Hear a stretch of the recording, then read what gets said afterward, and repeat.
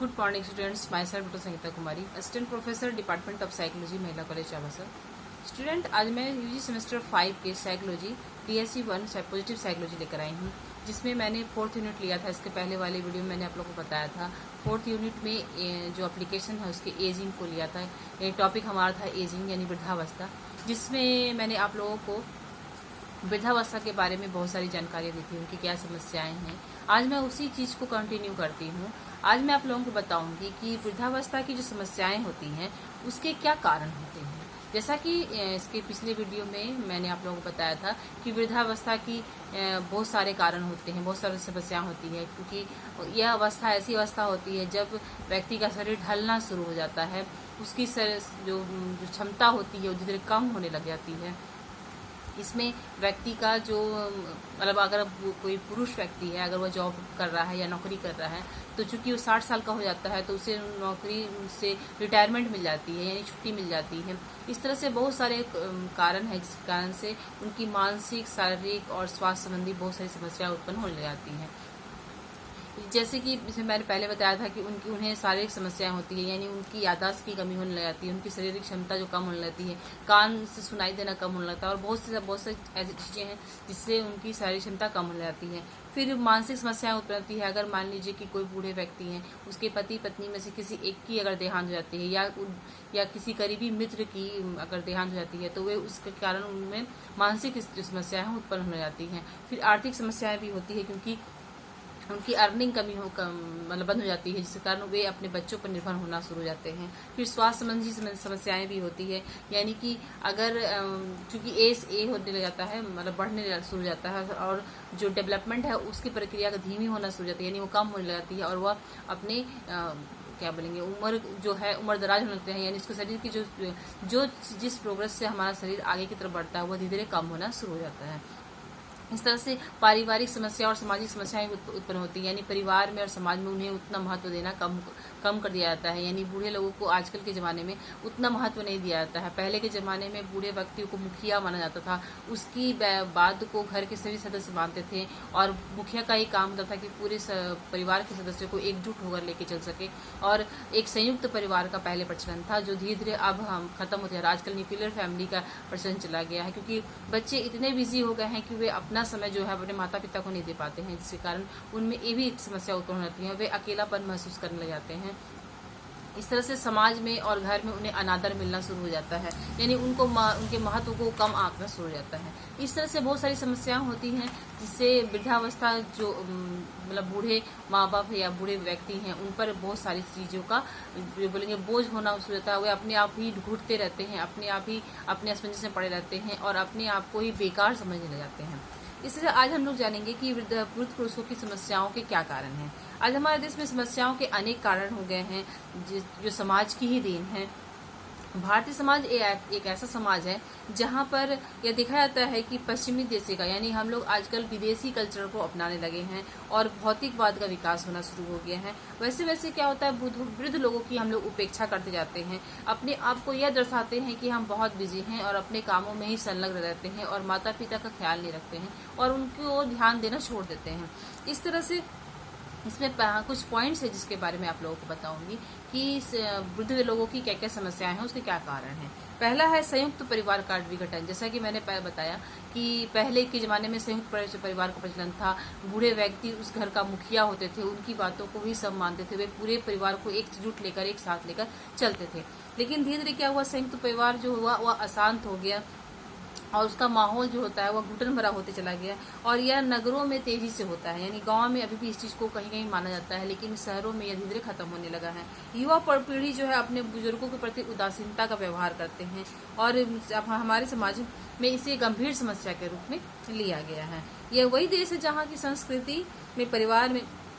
के बुजुर्ग को, यानी परिवार का अगर कोई बुजुर्ग व्यक्ति है तो उसे भगवान के समान माना जाता है। लेकिन आज की जो नई पीढ़ी है वह इसे भूलते जा रहे हैं, इस परंपरा को वह नहीं ध्यान देना चाहते या अपनाना नहीं चाहते हैं। वे अपने आप को इतना बिजी कर लिए हैं, यानी युवा पीढ़ी आजकल के ज़माने में पैसे के पीछे इतना भागने लगे हैं कि वे अपने माता पिता का ख्याल रखना छोड़ दिए हैं। ये बहुत बड़ा वृद्ध पुरुषों की समस्याओं का कारण है। दूसरा हमारा है भौतिक सुख सुविधाओं की वृद्धि, यानी कि भौतिक सुख सुविधाओं की वृद्धि होने के कारण क्या हुआ है कि औद्योगिकरण जो है और सांस्कृतिकरण के फलस्वरूप आज की युवा जो होती है पीढ़ी की रहन सहन जो होती है और जीवन शैली में बहुत ही बदलाव नजर आने लगा है। इस युग में व्यक्ति अपने कार्यों में इतना ज्यादा व्यस्त हो गया है कि उसके पास इतना भी समय नहीं है कि वह परिवार के बाकी सदस्यों को या अपने माता पिता की ओर इस ओर ध्यान दे सके। इस तरह से उसके पास इतना भी समय नहीं होता है कि वह अपने बूढ़े बुजुर्गों के साथ में बैठ सके, उनकी बातों को सुन सके, उनकी समस्याओं को सुन सके और उसकी पीड़ा को दूर करने की कोशिश कर सके। और परिवार की अवधारणा है कि केवल पति पत्नी और बच्चों तक ही सीमित हो, यानी न्यूक्लियर फैमिली का प्रचलन धीरे धीरे बढ़ता चला जा रहा है। वे वृद्ध जो है वे समाज और परिवार की क्षेत्र की सीमा से बाहर होते जा रहे हैं और आज की पीढ़ी जो है भौतिक सुख सुविधाओं के कारण अधिक महत्व देती है और वृद्धों को कम देती है। व्यक्ति को अपने आराम की वस्तु खरीदने के लिए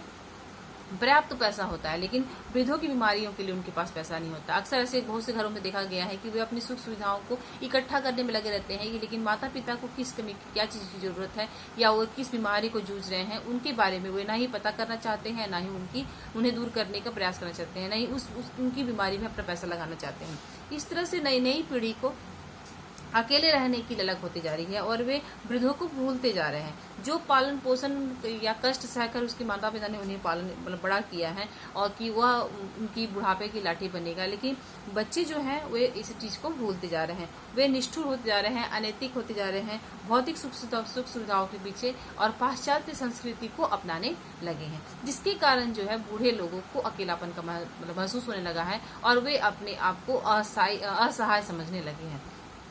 तीसरी हमारी जो पॉइंट्स है नई पुरानी पीढ़ी के बीच फासला। ऐसा देखा गया है कि अक्सर युवा पीढ़ी बोलते हैं कि आप हम लोग की बातों को नहीं समझते हैं या हम लोग के कल्चर को नहीं समझते हैं और बूढ़े लोगों के बीच में मनमुटाव होता है, यानी कि पहले की पीढ़ी और अभी की पीढ़ी में बहुत ज्यादा अंतर आने लगा है, जिसके कारण वे लोग एक दूसरे को समझने की कोशिश करना ही नहीं चाहते। इस पीढ़ी में आचार विचार, जीवन शैली, सोच का भी अंतर हो गया है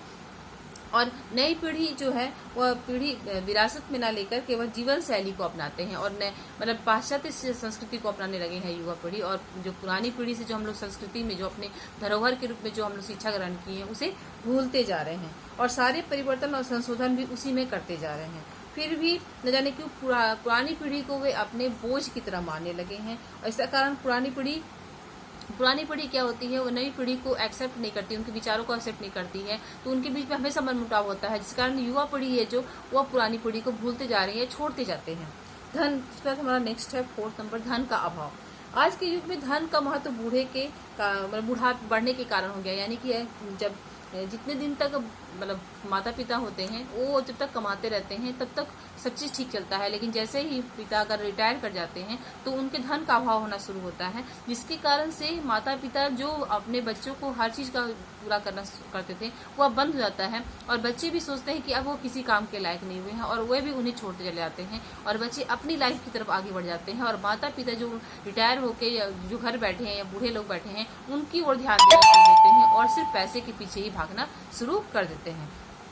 इस तरह से बूढ़े व्यक्ति के पास जब तक धन रहता है तब तक उसके बच्चे उनकी देखरेख करते हैं, जैसे ही वो धन खत्म हो जाता है वह उन्हें छोड़ना शुरू कर देते हैं। 5वां हमारा है व्यक्तिवादिता या व्यक्तिगत स्वार्थ। आज के युग में यह देखा गया है कि पीढ़ी जो है स्वार्थी हो गई है, वे अपने स्वार्थ को देखकर ही कार्य करती है और अपने परिवार के वृद्धों की देखभाल तभी करती है जब वो समझते हैं कि उनके पास धन संपत्ति या उनके पास जमीन जायदाद है, तभी वो उनका आदर और इज्जत करती है और जब यह खत्म हो जाता है तो वे उनको छोड़ना शुरू कर देती है और उनके प्रति जो दया प्यार की भावना होती है वह धीरे धीरे खत्म होती चली जाती है,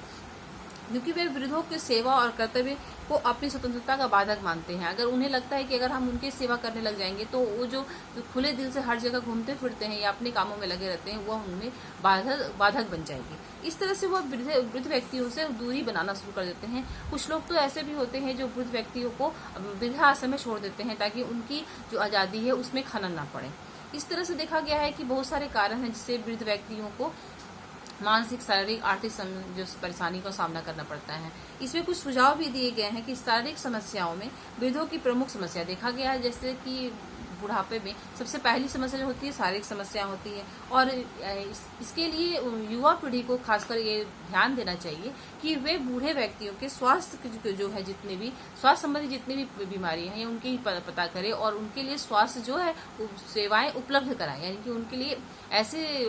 स्वास्थ्य सेवाएं उपलब्ध कराएं जिससे वे अपने आप को स्वस्थ रख सकें। और शिक्षा के कार्यक्रम में आयोजन किए जाए जिससे बूढ़े व्यक्ति भी इस चीज का लाभ उठा सकें। फिर वृद्धों की आर्थिक समस्याओं को कम करने के लिए या अकेलापन को कम करने के लिए भी वृद्धों के लिए स्वयं सहायता समूह तैयार किया जाए और उन्हीं लोगों के बीच में यह डेवलप किया जाए और उन लोगों के सहयोग के साथ ही उसे चलाया जाए। उसके बाद हमारा है कि उनका अनुभव जो विकसित होता है, यानी वे जो अनुभव प्राप्त करते हैं अपने इतने साल के जीवन में, उनका भी वो किसी चीज में यूज किया जाए और उनका जैसे परिवार में शिक्षा के क्षेत्र में हो कार्यक्रम आयोजित करना, यानी उनके गुणों को, यानी बूढ़े लोगों के गुणों को शिक्षा के क्षेत्र में भी लगाना चाहिए। और वृद्धों की देखभाल और उचित आदर संबंधी लोगों को बातें बतानी चाहिए, यानी कि युवा पीढ़ी भी खुद भी अपने बड़े बुजुर्गों की देखभाल करे, उनका आदर सम्मान करे और अपने बच्चों को भी यह शिक्षा दें कि वे भी उनका आदर करें, क्योंकि उनके द्वारा ही बहुत सारे ऐसे जो माता पिता हमें शिक्षा देते हैं वही बाद में आगे चल के और हमारे जीवन में काम आते हैं। इस तरह से देखा जाए तो अगर सभी व्यक्ति अपने बूढ़े बुजुर्गों की देखभाल करे, उसे अपना दायित्व समझे, अपना फर्ज समझे, और जैसे कि जानते हैं कि एक दिन हमारा भी वो समय आएगा, तो इस चीज को मानते हुए अगर हम लोग उसकी भी देखभाल करें और अपने बच्चों को भी ये शिक्षा दें तो भविष्य में शायद बूढ़े लोगों की स्थिति काफी सुधर सकती है। इस तरह से हम लोगों ने जाना कि वृद्धावस्था के बहुत सारे कारण हैं, उनकी समस्याएं क्या हैं। अगर हम लोग मिलजुल कर इस पर आगे पहल करें तो शायद इनकी स्थिति अच्छी हो सकती है। आज के लिए इतना ही। Thank you.